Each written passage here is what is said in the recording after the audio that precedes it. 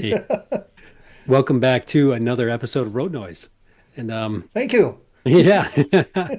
Yeah, I was some like I I, I get asked quite often, Dad, where'd you grow up? Where are you from? And I have such a hard time answering that question.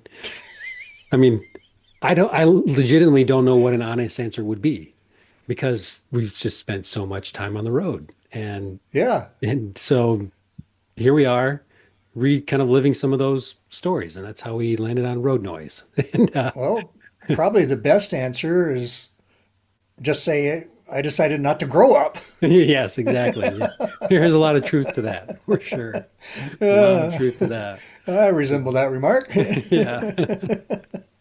Yeah. So here we are, once again, just kind of hanging out and sharing some reflections on stories that Dad has captured over how many years, Dad, of ministry? Are we like 51. 51 now? Yeah. Yeah, be 52 this summer. Yeah, that is just incredible.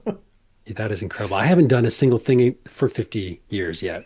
I mean, I haven't even been breathing for 50 years. So I think you would have that kind of longevity towards uh, just a life's commitment to sharing the gospel with people who are just ready to needing to hear it is that's inspiring. And my hope is that as our friends kind of hang out with us and hearing these stories, that some of that inspiration rubs off and they find encouragement in their work and um, yeah, they can continue on for another trip around the sun. So I'm looking forward to You hear know, I today, Dad.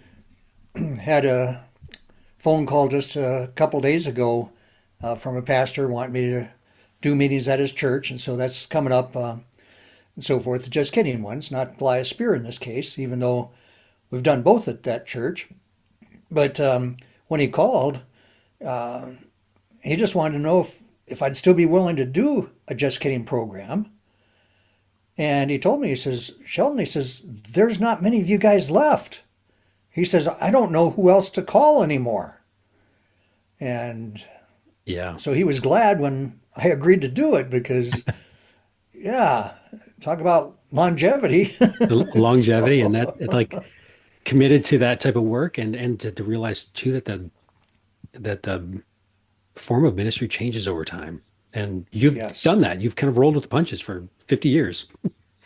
Well, still rolling. Still rolling. Yep. That's a good way to say it. Well, it is cold outside here in Michigan right now. And anyway, so as I was thinking about what story to share, I thought, oh, it's time to change the temperature.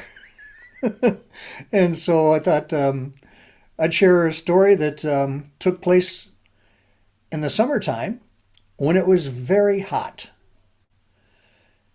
We're doing a vacation Bible school out in California. And I'll have to admit, over the, 51 years now, this is probably one of the saddest stories that has come about from traveling on the road all these years. We're at this church. It's the summertime. It's hot out. It's a Monday morning. We pull into the church parking lot with our great big Greyhound type bus that has the words Puppet Prospectors on the side and everything. And it's kind of hard to hide a bus that size. Yeah. We didn't drive it because it attracts attention, but it does. And you really can't hide it. It was our home. It served us very well on the road for a long time. Anyway, so we get to the church early that morning, and the Bible school director is already there. And they've got the church unlocked and so forth. So I go in, take a quick look, come back out to the bus and let everybody know, okay, yep, here's what we're looking at. So everybody knows their job. Got to get everything unloaded, get it in the building, get everything set up because Bible school is going to start here in a couple hours. Well, anyway, so we got the bus unloaded, we got everything set up, and wow, we've got time left over. which is always a good thing. I hate, you know, trying to set up when kids are showing up and so forth. So we are all set up and all ready, and we've got time to kill. And so we all just went back out to the bus, and we're sitting there in the bus, just waiting, for everybody else to show up and time to get things started. Well, while we're sitting there, a young boy rides into the parking lot on his bicycle. And he comes over to the bus, stops right beside the bus, and I'm sitting there. I can look out the window and basically I'm looking right at this kid. And he's staring at this bus. Sees the name Puppet Prospectors on there. And well, anyway, so I open the door and step out and introduce myself to him and told him a little bit about, yeah, we're here to do puppet shows. Going to be here all week. So I asked him, do you go to church here? And he says, no, I don't go to any church. I've never been inside of one. I'm thinking, wow, I've got an opportunity here and I'm not going to miss this. And so I kind of gave him the opportunity to get a sneak preview. I said, if you would like, I'll take you inside and show you our puppet stage and everything. Well, he was excited about that. And so we walked down the sidewalk to the front door of the church. We walked in, and my, oh my, this kid's eyes popped out of his head. I mean, he's looking at this huge puppet stage and that sign with all the lights that go flashing around it. I mean, that catches everybody's attention. And this kid was no exception to that. And so he is just mesmerized by what he's seeing. Anyway, so I tell him, yeah, it's going to be a lot of fun. We're going to be here all week long, and we'd love to have you. Anyway, so we walked back outside, and I told him, I says, it's going to be starting here not too long. We're just, when everybody gets here, we're going to get started. Now, the church sign said that there was going to be Vacation Bible School. What the time was, all week long, everybody welcome. The church had passed out flyers in the neighborhood. They'd put up posters. And so I'm thinking, this is going to be an excellent week. There's going to be lots of kids here. And what I really enjoyed about doing Vacation Bible Schools is, for a lot of kids, that is the first time that they'll be at a church, the first time that they'll hear about God's love for them, the first time that they'll experience being around other Christians. I mean, just what an incredible opportunity that is for someone like myself to kind of be the first, the ones that introduce them to what the Bible is all about. Well, this kid jumps on his bike and he's just riding around in circles there in the parking lot. I mean, it's a nice sized parking lot, no other cars there. And so he's just riding around in circles, kind of killing time, waiting for everybody to get there so we can go in and do the puppet show.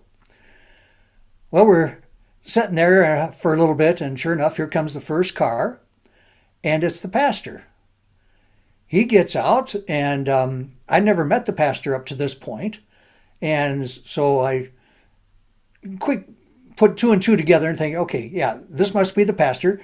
And as he's headed towards the sidewalk to go into the church, I jumped out of the bus and caught up to him and introduced myself and so forth.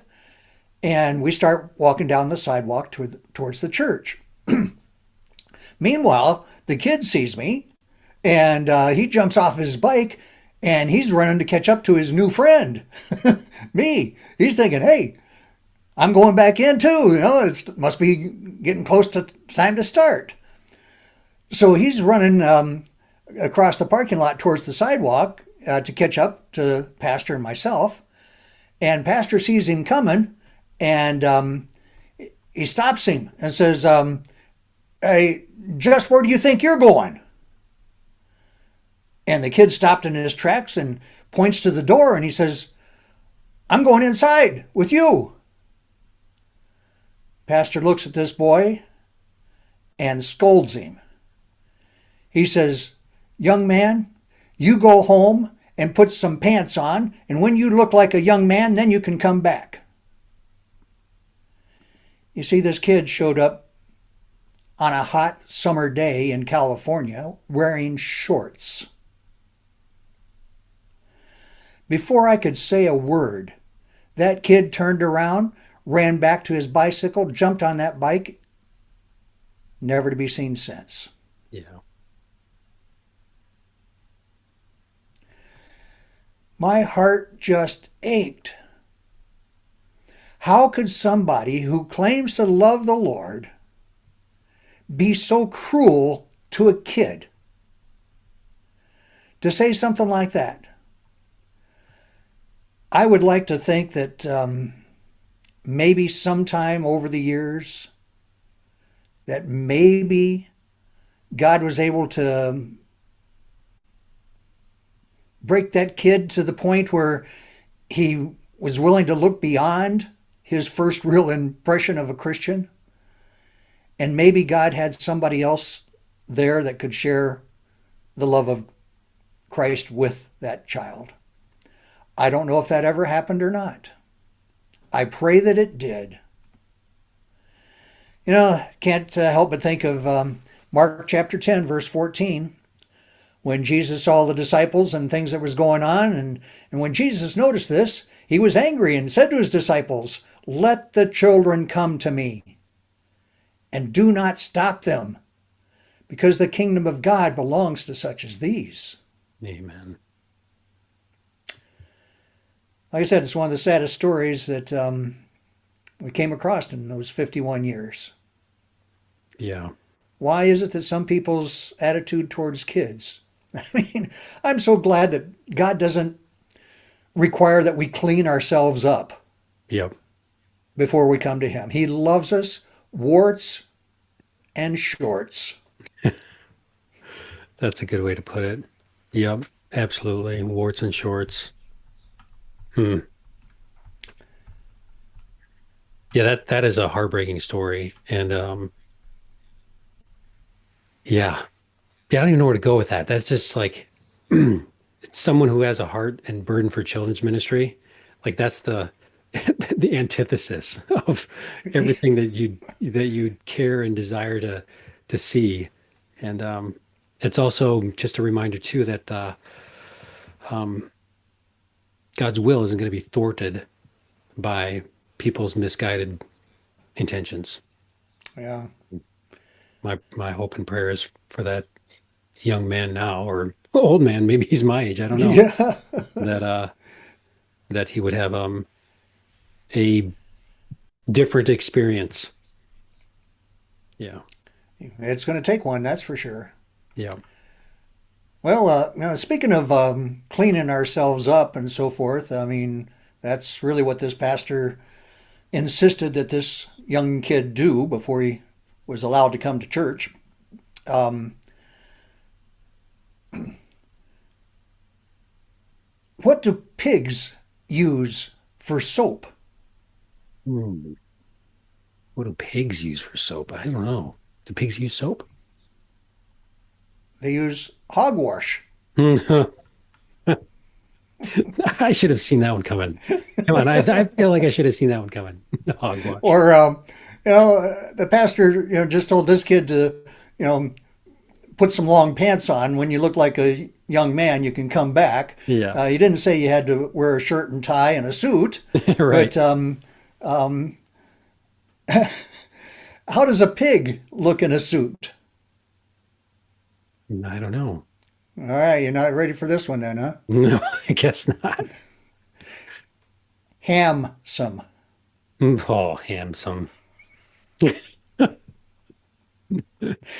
All right, that's enough for for this So episode. someone in children's ministry would have this kind of repertoire. Love it. All right. Well, hey, Well, we'll see you next week. let's park it here and we'll pick it up again next week.